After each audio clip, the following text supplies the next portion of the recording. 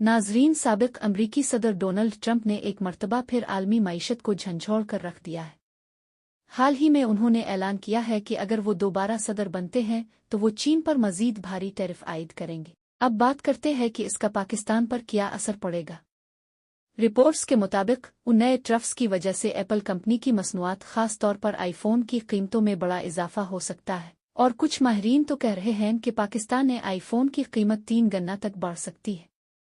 यानी अगर आज आपका पसंदीदा आईफोन 3 लाख रुपए में मिल रहा है तो मुमकिन है कल वही फ़ोन 9 लाख रुपए में दस्तयाब हो। ये सिर्फ महंगाई का नहीं बल्कि एक आलमी तिजारती जंग का इशारा है जिसका असर हम जैसे तरक्की पजीर ममालिक पर बराह रास्त पड़ता है। नाजरीन, ये एक खतरनाक पेशरफ्त है और हमें बतौर सारिफ इस पर नज़र रखनी चाहिए। आपका क्या ख्याल है? क्या पाकिस्तान में आईफोन की कीमत इतनी बढ़नी चाहिए? कमेंट में अपनी राय ज़रूर दें। वीडियो को लाइक करें, चैनल को सब्सक्राइब करें और बेल आइकॉन ज़रूर दबाएं ताकि हर नई अपडेट आप तक पहुंचे। मिलते हैं अगली वीडियो में। अल्लाह हाफिज़।